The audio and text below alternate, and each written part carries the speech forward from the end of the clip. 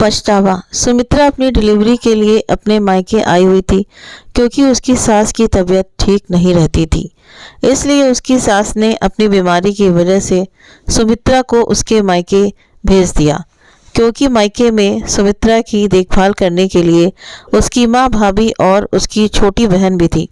वैसे सुमित्रा के पति और सास को इस बात से कोई फर्क नहीं पड़ता था कि आने वाला बच्चा बेटा होगा या बेटी, क्योंकि सुमित्रा का पहला बच्चा बेटा था। उसके ससुराल वाले तो बस यही चाहते थे कि बच्चा स्वस्थ हो, लेकिन सुमित्रा हमेशा भगवान से यही प्रार्थना करती थी कि उसका दूसरा बच्चा भी बेटा ही होना चाहिए, क्योंकि उसका मानना था कि बेटी तो ससुराल चली जाएगी, बुढ़ापे में देखभाल तो बेटा ही करेगा। दो बेटे रहेंगे तो दोनों में से कोई एक तो देखभाल कर ही लेगा। बेटी पालना भी तो आसान नहीं, और फिर बेटी की किस्मत में पता नहीं कैसा घर बार मिले। बेटी की शादी में कितना भी दहेज दे दो, लेकिन दहेज के लालचियों का मन कभी नहीं भरता, और अपना बहुत कुछ देने के बाद भी बेटी के बाप का सिर हमेशा झुका ही रहता है। ससुराल वालों को इस बात से कोई फर्क नहीं पड़ता कि दहेज देने के लिए लड़की के बाप को कर्ज लेना पड़ा है या अपना घर और खेत बेचना पड़ा है। नहीं नहीं बाबा, मुझे तो दूसरा भी बेटा ही होना चाहिए। मैं तो अपनी बहू को ही अपनी बेटी बना लूँगी और अपने बेटे की शादी में दहेज भी नहीं लूँगी। सुमित्रा ये सब सोच ही रही थी कि तभी उनका बेटा मोनू उनके पास आकर बोला, माँ, मेरा छोटा भाई कब आएगा? मैं उसके साथ खूब खेलूँगा। तो बेटे को प्यार से सहलाते हुए सुमित्रा ने कहा, बेटा, बहुत जल्दी आपका भाई आ जाएगा, तब तक आप नानू के साथ खेलो। तभी सुमित्रा की छोटी बहन निधि नाश्ता लेकर आ गई और बोली, दीदी आप अच्छे से नाश्ता करके आराम कर लो, मैं मोनू को लेकर बाहर जा रही हूँ। बोलकर निधि मोनू को लेकर बाहर चली गई। नाश्ता करने के बाद बच्चे की कल्पना करती हुई सुमित्रा भी कब सो गई उसे पता ही नहीं चला। कुछ दिन आराम से बीते। अब वो रोज रामायण पढ़ती और अपने खाने पीने का ध्यान रखती। एक दिन सुमित्रा के मायके में खबर आई कि उसकी चचेरी बहन के ससुराल वालों ने उसे जला दिया है। सुमित्रा सुबह उठी तभी उसकी माँ ने उसके पास आकर बताया कि पिछले महीने ही तेरे चाचा की लड़की मीना ससुराल से भागकर आई थी और वो वापस ससुराल नहीं जाना चाहती थी, लेकिन तेरे चाचा जी ने जबरदस्ती तेरी दीदी को वापस ससुराल भेज दिया और बोला कि शादीशुदा बेटी मायके में अच्छी नहीं लगती।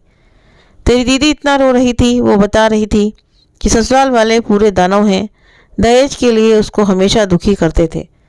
मुझे तो बहुत गुस्सा आया था। मैंने तेरी चाची को भी कहा कि मत भेजो मीना को ससुराल और उसके ससुराल वालों पर पुलिस केस दर्ज कर दो, लेकिन मेरी बात किसी ने नहीं मानी। अब देखो नतीजा। सुमित्रा को अपनी चचेरी बहन के जाने का बहुत दुख था। पूरा समय होने के कारण वो अपनी चचेरी बहन के दाह संस्कार में नहीं जा पाई। सुमित्रा की माँ ने अपनी बहू और बेटी को हिदायत दी कि वो सुमित्रा का पूरा ध्यान रखें। अब ऐसे मौके पर उनका तो जाना ज़रूरी था। उनके जाने के बाद सुमित्रा अपनी भाभी से बोली, भाभी, जब हम बेटी के लिए कुछ कर ही नहीं सकते, सब उसे पराये समझते हैं, तो बेटी पालने की ज़रूरत ही क्या है? मुझे बेटी नहीं चाहिए भाभी। इतना कहकर वो फूट फूट कर रोने लगी। तो उसकी भाभी ने उसे सांत्वना देते हुए कहा कि दीदी, बहू भी किसी की बेटी होती है और ये तो ज़रूरी नहीं क्या ससुराल वाले दहेज के लिए परेशान करें। अगर हम बेटी पैदा नहीं करेंगे तो हम बहू कहाँ से लाएंगे? लेकिन दीदी, मैं तो कहती हूँ कि मीना दीदी के ससुराल वालों को सज़ा मिलनी चाहिए। सुमित्रा की भाभी ने कहा तो सुमित्रा बोली, लेकिन क्या फ़ायदा भाभी, लड़की तो वापस नहीं आएगी, न बिना मतलब के बात फैलेगी और बदनामी होगी। वो झूठ बोलकर लड़की को ही बदनाम करेंगे, इसलिए पहले ही चाचा चाची को ध्यान देना चाहिए था। अब तो जो होना था सो हो गया। वो दोनों बातें ही कर रही थी, तभी सुमित्रा की माँ ने घर के अंदर प्रवेश करते हुए कहा, नहीं बेटा, तेरी मीना बहन क्या वांछित थी, तो तेरे चाचा चाची उसे अपने पास नहीं रख पाए और मरने के बाद भी उसको न्याय नहीं दिलवा रहे। कितनी आसानी से उन्होंने इस बात को मान लिया कि लड़की अपनी लापरवाही से मरी है और उसके ससुराल वालों को भी सजा नहीं दिलवाया। इस तरह तो समाज में अपराध ही फैलेंगे। बोलकर सुमित्रा की माँ नहाने चली गई। ठीक है दीदी, मम्मी लोग आ गए हैं, मैं सबके लिए चाय बना लेती हूँ। बोलकर उसकी भाभी भी चाय बनाने चली गई। तो सुमित्रा सोचने लगी कि कहीं ये बच्चा अशुभ तो नहीं। ये बच्चा पेट में आने के बाद ही उसकी सास बीमार हुई और अब उसकी चचेरी बहन चली गई। पति का बिजनेस भी घाटे में चल रहा है। नहाने धोने के बाद जब सब चाय पीने लगे तो माँ ने सुमित्रा के सिर पर प्यार से हाथ फेरते हुए कहा, सुमित्रा तुम ज़्यादा मत सोचा करो, डिलीवरी का समय आने वाला है, तुम अंदर जाकर आराम करो। तो सुमित्रा अंदर कमरे में जाकर लेट गई। थोड़ी देर बाद अचानक उसे पेट में दर्द उठा तो उसने अपनी माँ को आवाज़ दी। माँ ने जल्दी से उसके भाई को बुलाया और जल्दी से सुमित्रा को अस्पताल ले गए। सुमित्रा को एडमिट कराकर सब लोग बाहर वेटिंग रूम में इंतज़ार करने लगे। शाम के 3 बज रहे थे जब नर्स ने आकर खुशखबरी सुनाई कि सुमित्रा को बेबी हो गया है। माँ और बच्चा दोनों ठीक हैं, आप बच्चे का कपड़ा और तौलिया दे दो। तभी सुमित्रा की माँ ने पूछा, बेटा हुआ या बेटी? नर्स ने कहा, 20 मिनट में हम बच्चा दिखा देंगे, आप खुद देख लेना, बोलकर वो कपड़े लेकर अंदर चली गई। नॉर्मल डिलीवरी हुई है ये जानकर सुमित्रा की माँ ने भगवान को धन्यवाद दिया, लेकिन ये जानने की उत्सुकता बढ़ गई थी कि बेटा हुआ है या बेटी।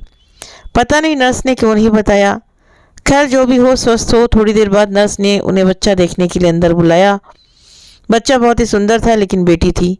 बहुत प्यारी नातिन को गोद में लेकर सुमित्रा की माँ खुश हो गई। नर्स कहने लगी कि 2 घंटे बाद वार्ड में शिफ्ट कर देंगे, तब आप सब मिल लीजिएगा। सब लोग खुश हो गए। सुमित्रा की माँ ने फ़ोन करके समधन को बताया तो वो भी खुश हो गई और बोली, चलो परिवार पूरा हुआ। एक बेटा था, एक बेटी हो गई। 2 दिन अस्पताल से छुट्टी मिल गई और सब घर आ गए।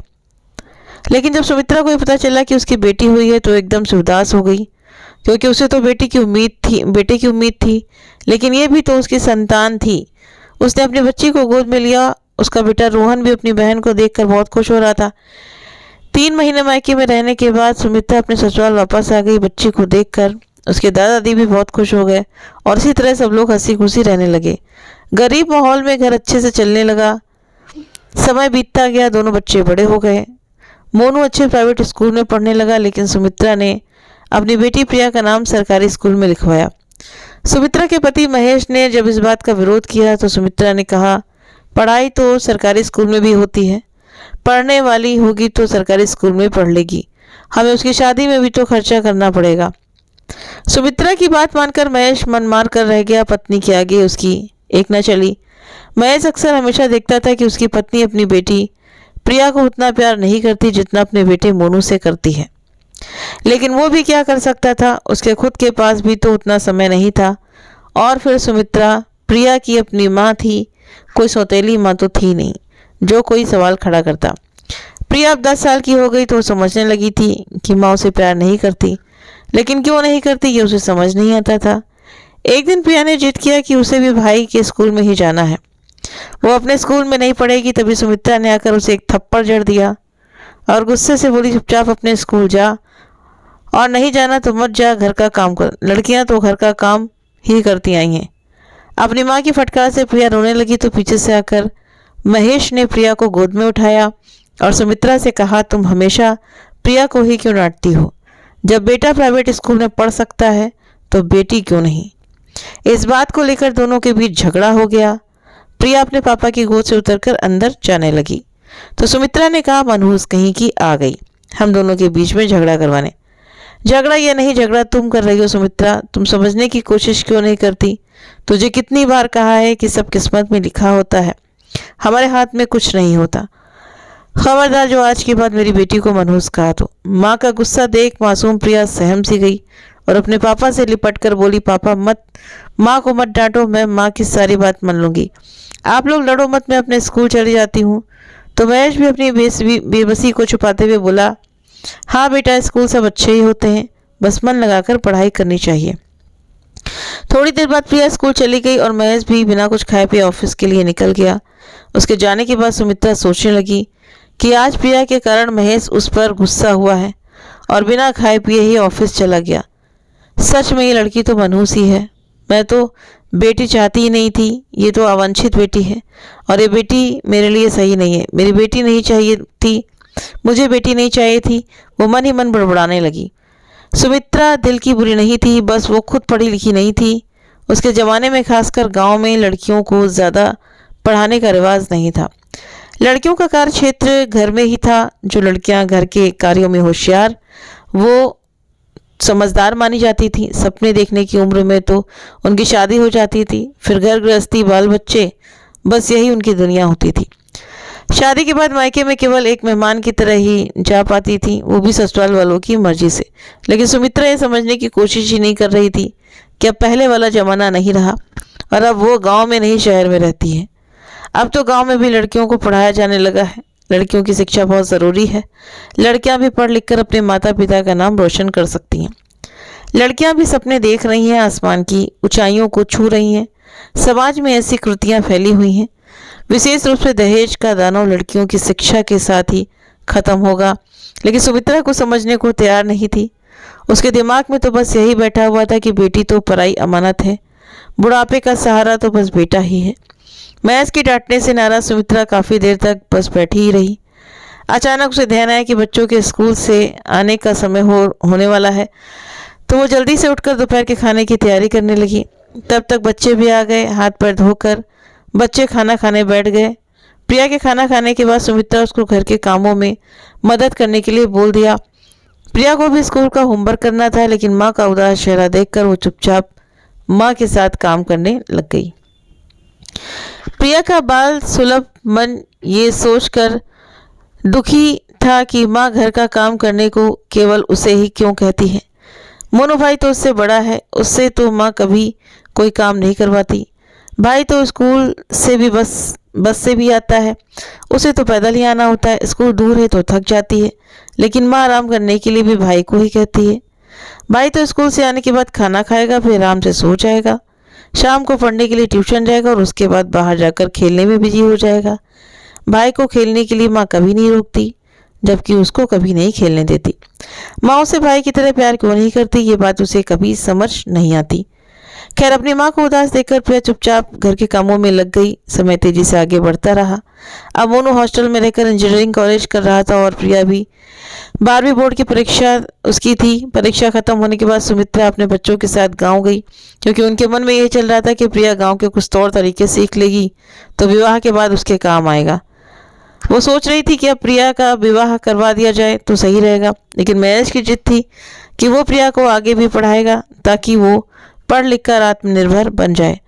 पर सुमित्रा का मानना था कि ज़माना ख़राब है, कहीं कुछ हो गया तो मुंह दिखाने के लायक नहीं रहेंगे। लेकिन महेश को अपनी बेटी पर पूरा विश्वास था।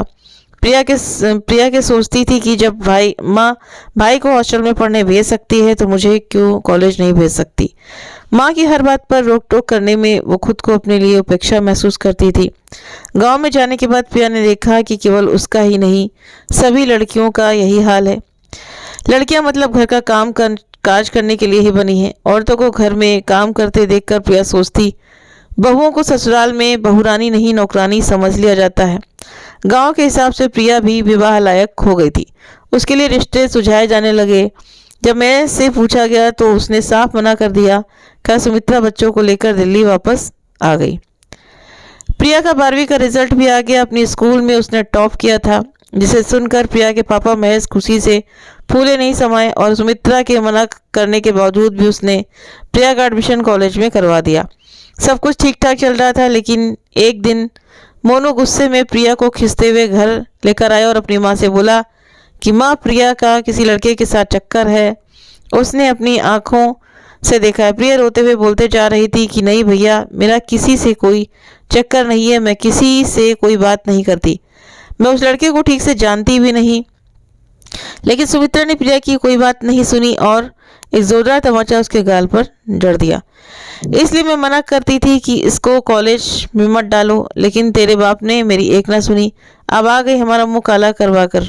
गुस्से में सुमित्रा बड़बड़ाते जा रही थी। हुआ ये था कि रईस बाप का लड़का सोहन, जो कॉलेज में केवल मस्ती के लिए ही आता था, उसने प्रिया से दोस्ती करनी चाहिए, लेकिन प्रिया ने कभी उसकी तरफ ध्यान नहीं दिया। तो उसने एक दिन प्रिया का रास्ता रोक लिया तो प्रिया ने भी एक जोरदार तमाचा उसके गाल पर जड़ दिया।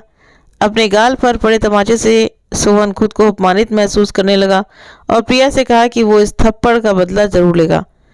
बदला लेने के उद्देश्य से उसने कॉलेज में ये बात आग की तरह फैला दी कि प्रिया उससे प्यार करती है, और ये बात उसने किसी तरह प्रिया के भाई मोनू के पास भी पहुंचा दी। मोनू कॉलेज में आए तो जानबूझकर सोहन प्रिया के पास आकर बातें करने लगा। ये देखकर मोनू को भी यकीन हो गया। वो वहीं से खींचते हुए प्रिया को घर लेकर आया। प्रिया ने सफाई देने की बहुत कोशिश की, लेकिन उसे केवल माँ का थप्पड़ मिला।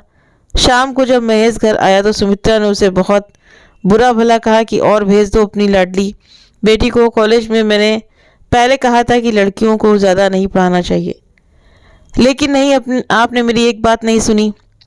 कहते हुए सुमित्रा ने आज की घटना के बारे में सब कुछ बता दिया। सुमित्रा की बात सुनकर आज महेश ने भी प्रिया को खूब सुनाया। बात ठीक थी, लड़की की गलती ना भी हो तो बदनामी तो लड़की की होती है। अब सुमित्रा ने प्रिया का कॉलेज जाना बंद कर दिया। महेश ने कहा कि बात अगर पढ़ने की है तो पढ़ाई पत्राचार से भी हो सकती है। प्रिया मान गई और पत्राचार से पढ़ने के लिए सुमित्रा को भी कोई दिक्कत नहीं थी। अब सुमित्रा प्रिया की शादी के बारे में कई लोगों से बातें करने लगी। तो कुछ ही दिनों में सुमित्रा की छोटी बहन निधि ने एक लड़का बताया जो दूसरे शहर में अकाउंटेंट की नौकरी कर रहा था। लड़के के पिता भी अच्छे पद से रिटायर थे, अच्छा घर था, गांव में भी काफ़ी ज़मीन थी, जिसे सुनकर सुमित्रा खुश हो गई और शादी की बात आगे बढ़ाई। लड़के की मां गायत्री ने प्रिया को देखा तो सलवार सूट पहने नजरें झुकाए सुंदर मासूम सी प्रिया उन्हें अपने बेटे मोहित के लिए एक ही नज़र में पसंद आ गई। प्रिया का रिश्ता आते ही उन्होंने तुरंत हाँ कर दिया और तुरंत सगाई की तारीख पक्की कर दी। महेश ने जब प्रिया से पूछा तो प्रिया ने सिर झुकाकर कहा, जैसी आपकी मर्जी पापा, क्योंकि वैसे भी प्रिया अब अपने ही घर में घुटन सी महसूस करने लगी थी। गायत्री देवी ने झट से शादी की तारीख तय कर दी और 1 महीने बाद प्रिया शादी कर अपने ससुराल चली गई। महेश खुश भी था और दुखी भी था, और दुखी भी खुश भी इसलिए था कि लड़की की शादी अच्छे घर में हो गई और प्रिया को अपनी माँ की अपेक्षा का सामना नहीं करना पड़ेगा, और दुखी इसलिए था ये सोचकर कि पता नहीं ससुराल वालों का स्वभाव कैसा होगा। उसे अपनी बेटी को ना पढ़ाने का अफसोस भी था। महेश के आंसू रुक ही नहीं रहे थे तो समधी ने समझाया, आप चिंता मत कीजिए, हम प्रिया को अपनी बेटी बनाकर ले जा रहे हैं, उसे किसी तरह की कोई दिक्कत नहीं होने देंगे। रो तो सुमित्रा भी रही थी, आखिर माँ थी। खैर किसी तरह विदाई हुई और प्रिया अपने ससुराल आ गई। प्रिया की सास ने अपनी बहू का स्वागत बड़े उत्साह से किया। सभी रीति रिवाज पूरे होने के बाद मुँह दिखाई की रस्म शुरू हुई। प्रिया को देखकर सबने गायत्री जी को सुंदर बहू लाने के लिए बधाई दी। किसी ने पूछा कि दहेज में बहू क्या क्या लेकर आई है। लड़की तो ढंग का कोई गहना भी नहीं लाई। गायत्री देवी ने कहा, चांद सी बहू मिली है और क्या दहेज चाहिए, वैसे मेरी बहू को किसी गहने की ज़रूरत नहीं है, उसके संस्कार ही उसके गहने हैं। अपनी सास की बात सुनकर प्रिया का मन बहुत खुश हुआ। उसकी नज़र में अपनी सास की इज्जत और बढ़ गई। मोहित भी प्रिया की बहुत इज्जत करता था। सब लोगों का इतना प्यार देखकर प्रिया भगवान का शुक्रिया अदा कर रही थी कि उसकी माँ ने तो उसे कभी प्यार नहीं दिया। मायके में उसे हमेशा उपेक्षित ही माना गया, लेकिन ससुराल में सब उसे बहुत प्यार करते हैं। सास तो उसे लक्ष्मी बोलती थी। समय बीता तो 1 साल बाद प्रिया ने एक प्यारे से बेटे को जन्म दिया। पोते को देख सास ससुर की खुशी का तो ठिकाना ही ना रहा। अब प्रिया को भी अपनी किस्मत से कोई शिकायत नहीं थी। उधर हरदम बेटा बेटा कहने वाली प्रिया की माँ सुमित्रा, जो अपना सारा प्यार बेटे पर लुटाती थी, वो आज एकदम से अकेली हो गई थी। उनका बेटा मोनू विदेश में जाकर अमेरिकन लड़की से शादी करके वहीं का होकर रह गया। पति की भी रोड एक्सीडेंट में मृत्यु हो गई। अब अकेले घर में उनका दम घुटने लगा। अपने बेटे को बुढ़ापे का सहारा मानने वाली सुमित्रा को उनके बेटे ने अपने साथ ले जाने की ज़रूरत ही नहीं समझी। अकेलेपन से सुमित्रा भी अब बीमार रहने लगी थी। अपने लिए खाना बनाना भी अब उनके लिए मुश्किल हो रहा था। सोचने लगी कि बेटी को तो मैंने कभी संतान माना ही नहीं, फिर किस मुंह से वो प्रिया को बुलाए। वो ये सब सोच ही रही थी कि तभी दरवाजे पर दस्तक हुई। किसी तरह सुमित्रा ने दरवाज़ा खोला तो सामने प्रिया और उसके ससुराल वाले खड़े थे। समधन ने कहा, बहन जी हम आपको लेने आए हैं, आप अकेली नहीं रहेंगी। तो सुमित्रा ने कहा, नहीं बहन जी, बेटे के होते हुए एक माँ बेटी के घर कैसे जा सकती है। और फिर मैंने तो कभी प्रिया को। सुमित्रा आगे कुछ कहते इससे पहले प्रिया बोल पड़ी, माँ भूल जाइए पीछे की बातों को याद करके क्यों अपना समय बर्बाद करना, मैं भी तो आपकी बेटी हूँ। तभी प्रिया की सास गायत्री जी ने कहा कि अब वो जमाना नहीं है बहन जी, जब माँ बाप बेटी के घर रहना गलत मानते थे। अब बेटा और बेटी दोनों बराबर हैं, बल्कि बेटी खास है। सुमित्रा को आज अपनी गलती का एहसास हो रहा था। वो प्रिया के गले लगकर फूट फूट कर रोने लगी और बोली, मुझे माफ़ कर दे बेटी, मैंने तुझे कभी नहीं अपनाया, हमेशा से तुझे बोझ समझा, अवांछित समझा। मैं हमेशा ये सोचती थी कि बुढ़ापे का सहारा तो बेटा ही होता है, लेकिन मेरे बुढ़ापे का सहारा तो मेरी बेटी बनी है। तो गायत्री जी हंसकर बोली, ये आपकी नहीं मेरी भी बेटी है। अपनी दो माओं का प्यार पाकर प्रिया मुस्कुरा उठी और अपनी माँ को लेकर अपने ससुराल आ गई और अपनी माँ की खूब अच्छे से सेवा करने लगी। प्रिया की सास गायत्री जी जो सुमित्रा को अपनी बहन जैसी समझती थी, वो भी सुमित्रा की दवाई पानी का खूब अच्छे से ख्याल रखती। कभी उन्हें एहसास नहीं होने दिया उन्होंने कि वो अपनी बेटी के घर में रहती हैं। हमेशा से उनके साथ अच्छे से व्यवहार करती थी और उन्हें अपने साथ अपने कमरे में सुलाती। अब दोनों समधन दिन भर गप्पे मारती और अपने नाती पोतों को खूब खिलाती। दादी और नानी दोनों का प्यार पाकर प्रिया का बेटा प्रशांत भी खुशी से झूम उठता। तो दोस्तों, आपको ये कहानी कैसी लगी कमेंट करके ज़रूर बताएं। कहानी अच्छी लगी हो तो वीडियो को लाइक करें, चैनल को सब्सक्राइब करें और आप अपने कमेंट करके भी ज़रूर से ज़रूर बताएं। मिलते हैं आपसे नेक्स्ट वीडियो में नई कहानी के साथ में। Thank you.